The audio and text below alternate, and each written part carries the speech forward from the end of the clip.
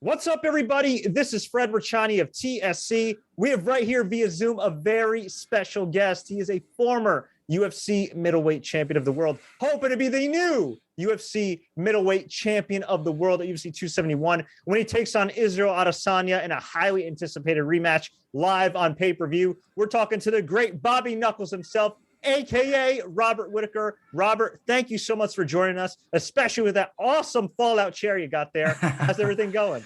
Yeah, good, mate. Good. Thanks for having me. I know the time difference is pretty crazy, but it's good to be here.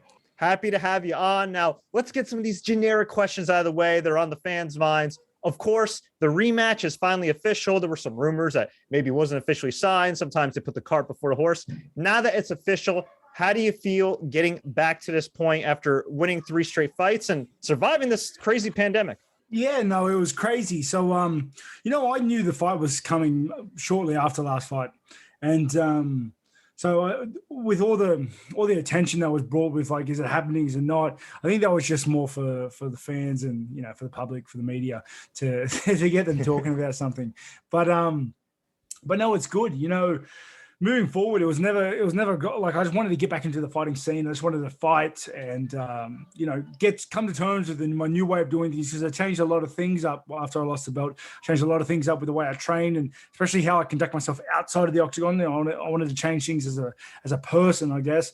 And so I was kind of just finding my feet in those fights. And the pandemic was crazy. The way things changed around, I was blessed to be able to still fight and still be able to put on a show for people. So and it was a good way to find my feet, almost like it was a little slower, to be able to find my feet and to get that done. So to be where I'm at now, to have earned the right to have for the rematch and to, for getting this chance to, find some satisfaction in this fight, going to this fight, new, improved, self-improved. And, I'm going to leave this fight satisfied with whatever outcome that happens. That's awesome. Now, I'm not asking you to give us your game plan or anything like that, but I would imagine with the adversity that you dealt with personally, professionally, and everything else, winning these 3 straight fights, going the distance in all of them, by the way, as well. Is there one thing you could tell us that you really learned about yourself that you're taking into the octagon with you? Yeah, I guess so. After I lost the belt, I went on a bit of a soul searching thing, and went and found out, like, really come to terms with why I fight, how I want to fight, how I want to train, why I want to train, how I want to do things. So, working through my whys and hows and what's, like, it made things clearer for me, made things easier, it made it easier to go to the sessions and made it easier to get into the fights, to try new things. So to be able to go into this next fight, new, improved, self-improved, and to have a real good grip on that. I'm looking forward to it.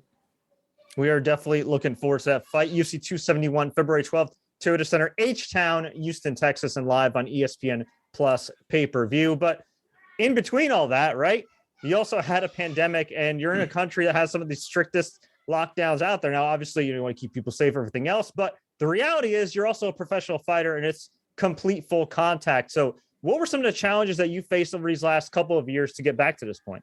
Yeah, no, it was crazy. I was juggling just much like everybody else was. It's one of those things that, like, with the pandemic that came in and the lockdowns that were enforced and the gyms shutting down, that was something we had to work through. And everybody else was in the same boat. Everyone kind of had to work through it and find a way to make it work. And we did. We found a way to isolate ourselves and to find isolated locations and to control that way and get partners that were happy to just isolate with us. And, we made it work. And whilst it wasn't optimal, nobody wants to do that. Everybody's gone through the same thing. Everybody had to find a way to adapt to this new way of living, because I think it's going to be with us for a while now. I think this is something we're going to be dealing with, for the foreseeable future. So you can see everyone's kind of adapted and got used to it, and we're all in the same boat together.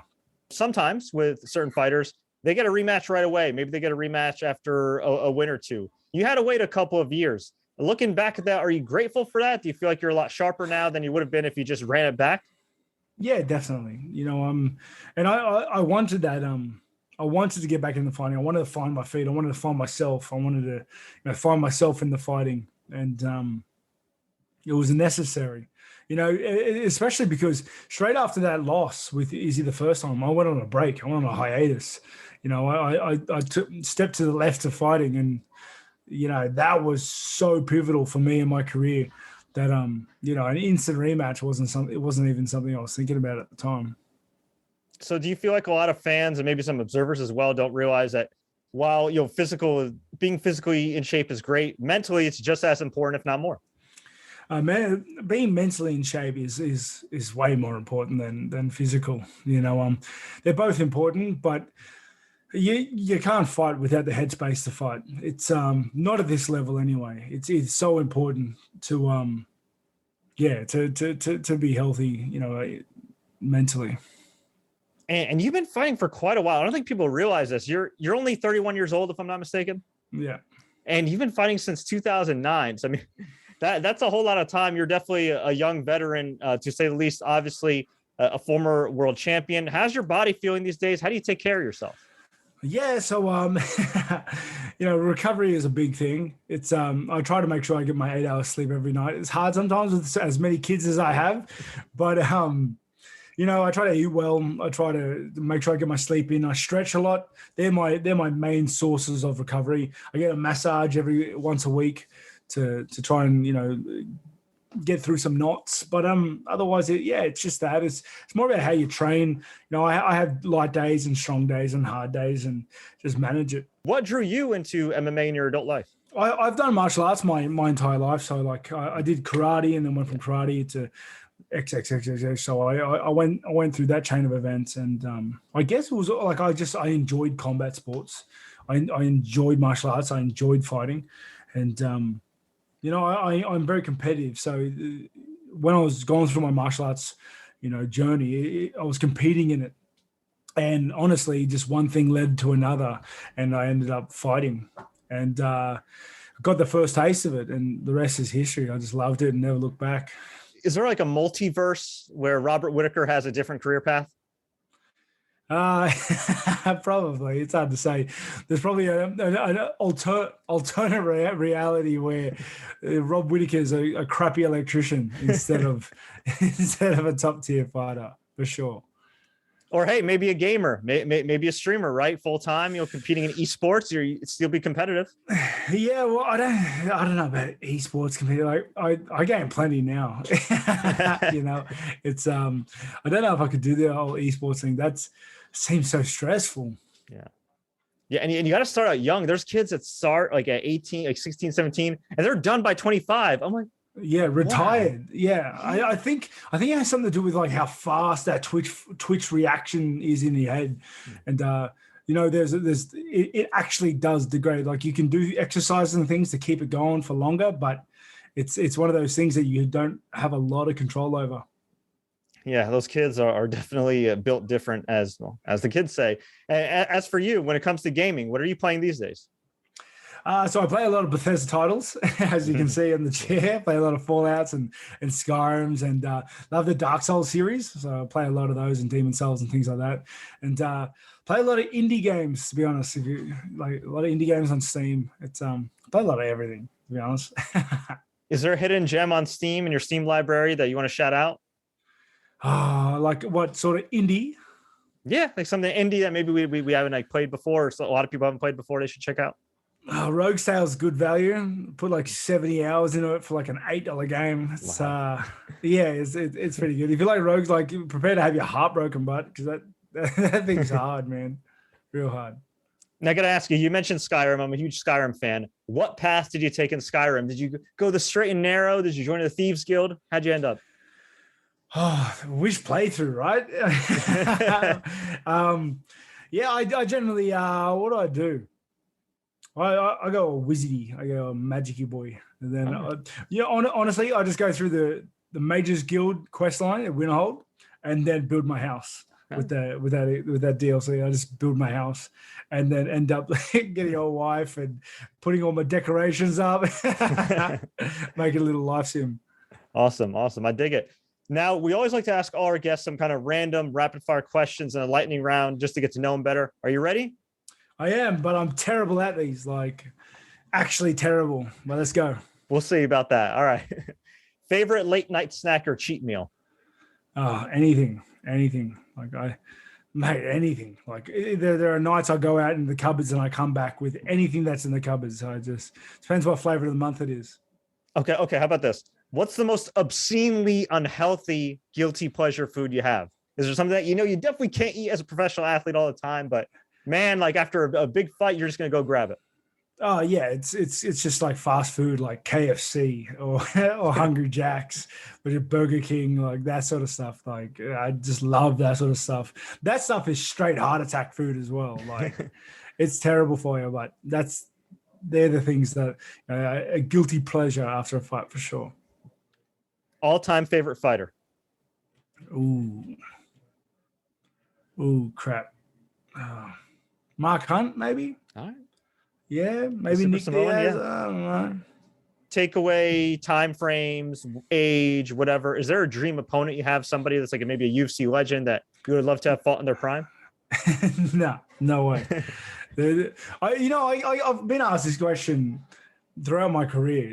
It's just something that's come up, and I never have an answer for them. I don't want to fight for fun, like, and if it's for money, then I'm going to pick some small guy that has no idea what he's doing, and I'll try and fight him. What's your favorite spots in Australia and New Zealand? If I'm heading over there, pre-apocalypse, what would you recommend me check out?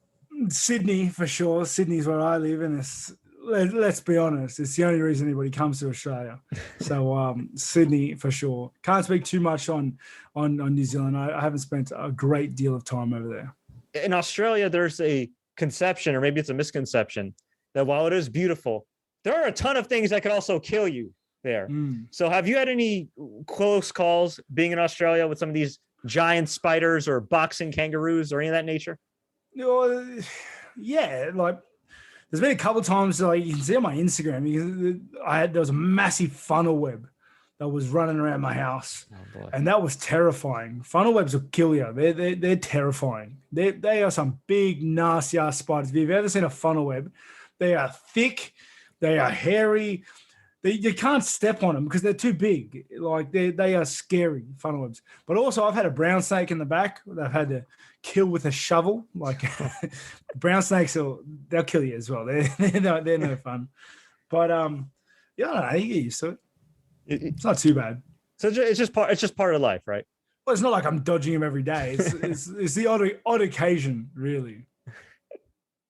Fair enough. Besides gaming, besides of course training, what are your hobbies? I play some. I've been trying to learn the guitar, so that's a bit of fun. Other than that, really, like I read a lot, watch a lot of anime. What anime? I've seen too much to even start. Like, I don't know. Recently, in the current season 2 of 86 has come out. That's really good. It's really good. But otherwise, I've seen too much, mate. Like, if you could be one anime character in real life, who would you be? One Punch Man, easy. Easy. Just because, like, he may not even be the strongest character across the board, but he's just so chill.